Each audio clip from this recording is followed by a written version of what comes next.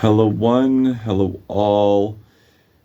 It's the most shell of who I was, ghost of them all, Casper in the flesh, and it's time for a review of Denzel Curry, King of the Mischievous South, Volume 2. Why are you looking so down? Can't you tell? I don't have my jersey. This is a great album. And I don't have my jersey. Why, you mean this thing? Yes. Give me that.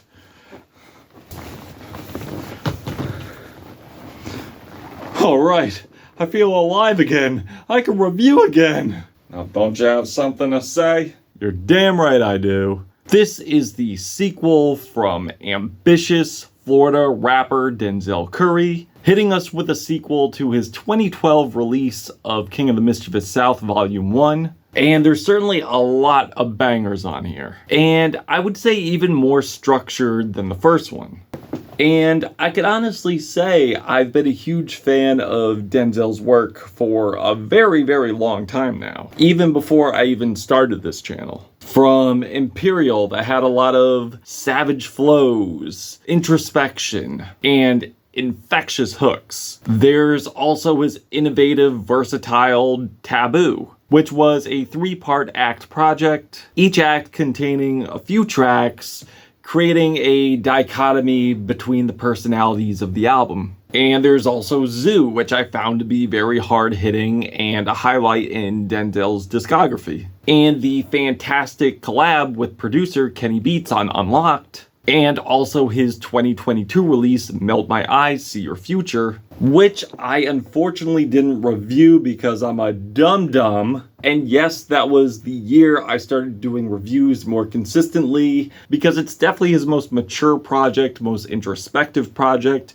I would say more versatile. And following that up with a jazz rendition of that album that I also should have spoke on. So yes, at this point, Denzel has definitely created a style for himself, where I know it's Denzel with his visceral vocal delivery, his wit, his charisma, his aggression, and you can definitely tell through Denzel's catalog, he is definitely Dirty South inspired, which was definitely the context on the previous release in the context of this series. Like, it's very much Memphis inspired, like very early 3-6. And I would say that, like, this isn't a 3-6 ripoff. He's not really jumping on the opportunity to copy 3-6 and bank off it. No, I would go as far as to say this is one of the cases where a rapper makes an album in homage to the group that inspired him, and it sounds like what it would be like if they were a part of that group, had a modern twist to it, and really made it their own style, and this was their solo project. That's the vibe I'm getting here. I especially get the 3-6 vibes, the old school 3-6 vibes, like styles. I especially get that, where there are points here, like on Ulta shit, that sounds like it was recorded on the most filthiest, grimiest cassette from hell, accompanied by this booming bass, scuzzy reverb vocals, triplet flows, and it has a beauty to it with its ghostly synths. And you can't forget the rattling hi-hats. So going into this, I was excited due to the fact that I found the singles to this to be fire, like on Black Flag Freestyle with Mexican OT. The keys are very dark, they're cold, they're sinister, but also you're getting a lot on this album with some moments of entrancing, hypnotic production. And I would say this is one of them. It's definitely Memphis to the T. The trap beats are really crisp, they're snappy. But I will say, Denzel does sound less aggressive here, but still is able to grab my attention without screaming his brains out. Like, he has more energy control here, and he sounds great. And he could hop on a banger, make a banger, without projecting and screaming, and still show his prowess as an MC and as someone to bring energy. So while he's not attacking you with a relentless flow on here, he's more cerebral with it. I would say he's more about the bars here. And I love the hook here where he goes like, being broke is his kryptonite. getting rich is his superpower, smoking on the bitter dude and how people in the hood call them sour, and also stating how he's staying true to the culture, not selling out, not letting his art be gentrified. And I will say, sonically, he definitely proves that here, because we're getting different flavors from Southern trap, Southern rap, hardcore, gangsta rap, cloud rap, but not to be confused with emo rap, which he emphatically states he is not an emo rapper.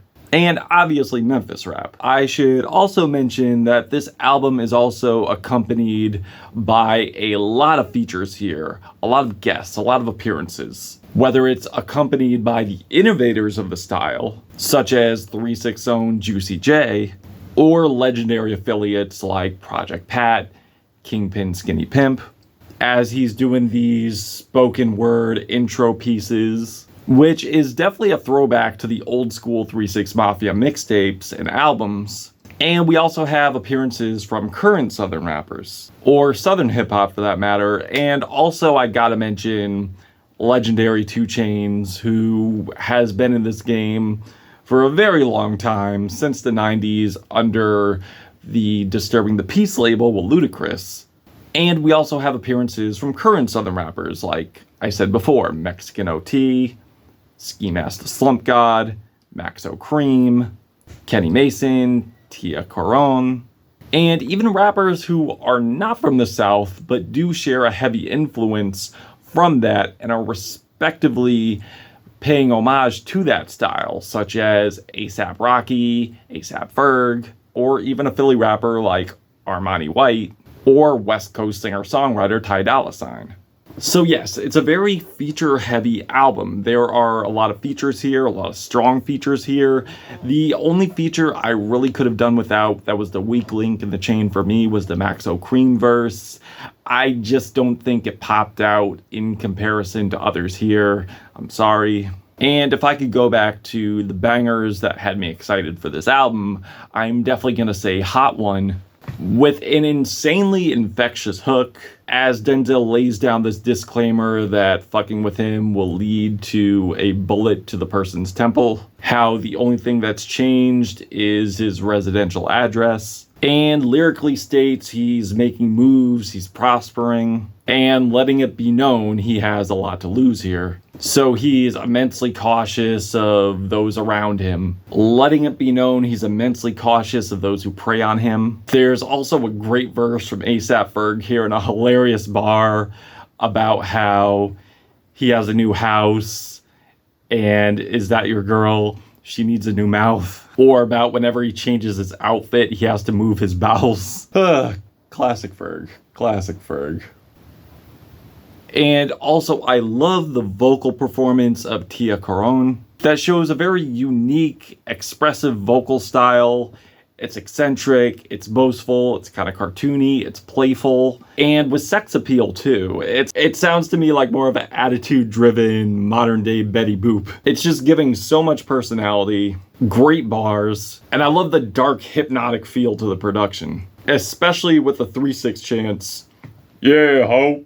And the song G's Up, which is a ghoulish anthemic banger, where Denzel expressively raps about his suspicion of those around him, mostly having the fear of being manipulated by his mentors, also being aware of adversaries in the past. And his delivery here is so various, with a guttural, aggressive, choppy flow that's reminiscent of Juicy J, and a melodic triplet flow that's reminiscent to me of the late Coop or Lord Infamous of 3-6 Mafia fame, or Busy Bone of Bone Thugs and Harmony fame.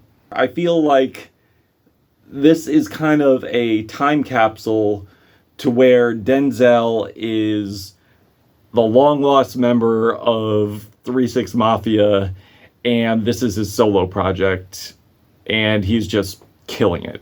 And also here, he's showing a lot of motivation. Also, he's showing a lot of motivation to increase financially, not wanting to be bothered unless it's for financial gain. I also love the enthusiastic hype verse from 2 Chainz. That's repetitious, but catchy, clever, gets the job done. I love the line where he says he gave her the D like she was trying to play offense.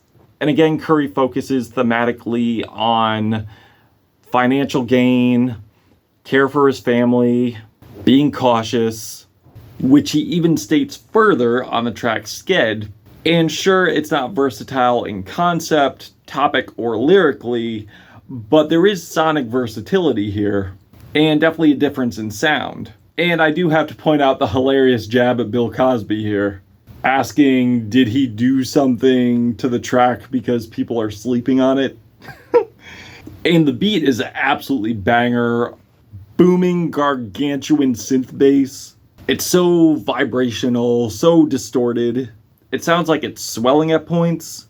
And there's a great feature from Kenny Mason here.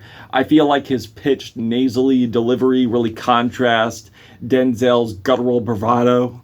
The track passionately paints a laser focus, no bullshit mentality. How Denzel's not going to sleep unarmed. How Denzel's not going to sleep without having a firearm by his bed. Not giving away any identification to anyone, no information released because he might be talking to police. So yeah, Denzel is definitely not fucking around on this. And then he ventures into another side of Memphis culture, which is the pimp culture. That's introduced by Kingpin Skinny Pimp over this lush, soulful, dreamy production that goes into this gorgeous string-kissed intro that follows up with these psych guitar licks, sparkling piano bits, instrumental with a passionate vocal performance from Ty Dolla $ign. The whole thing just feels so blissful and so lavish. Like, it really sounds like Players Ball here. Like a throwback blaxploitation movie of like The Mac or something, but with that 3/6 feel to it.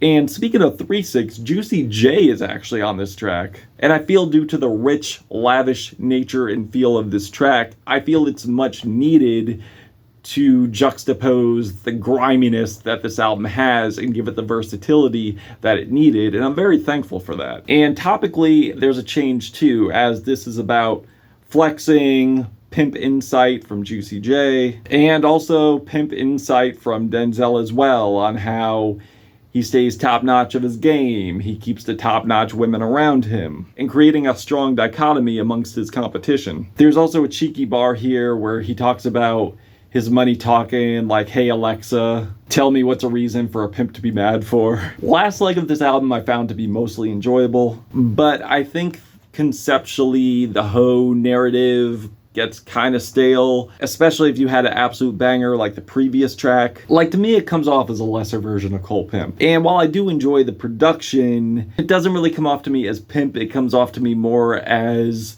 cringy, incel, podcast bro jargon. I'm sorry, Denzel, but that's how it came off. Now, thankfully, the song Hit the Floor creates this contrast of the shimmery lushness from the previous tracks with this thumping, distorted warp bass, with these alien-like static keys, with a woozy to animated and completely zany and off-the-wall verse from Ski Mask the Slump God that's packed with zany one-liners like, bitch, I stay high like the head of a crow, I stay down like the 10 of my toes, like Kim Scott, I could show you the ropes, hyperventilating, hyperbolic chamber, hypothermia, my next day froze. And the way he delivers it here with his flow, his delivery, just complements the chaos of this banger. As Denzel just kills it at the end with a shouted, chanted verse. And if you wanted this album to ease up and let you off gently, you're not going to get that here. You're not going to get anything nice here. Because this is grimy and gritty and ends like it starts. And I say that in a sonic perspective, as the first cohesive track here starts off with the cassette style griminess and ends with a solid track with a set of cassette Memphis style griminess. So it all correlates really, really well, in my opinion. Making sure the ride out is not only a hard one, but an adrenaline pumping one. There's a sick line from Denzel where he goes, "We made you history because we rewrote it." Yeah, try saying that 10 times fast. Also, I love the manic display of production here. And I feel A$AP Rocky's precise, charismatic, various flows really carry things out nicely here. And also I dig how at the end you could hear a cassette rewinding and you're hearing bits and samples of the previous tracks on this album. I feel that was well done too.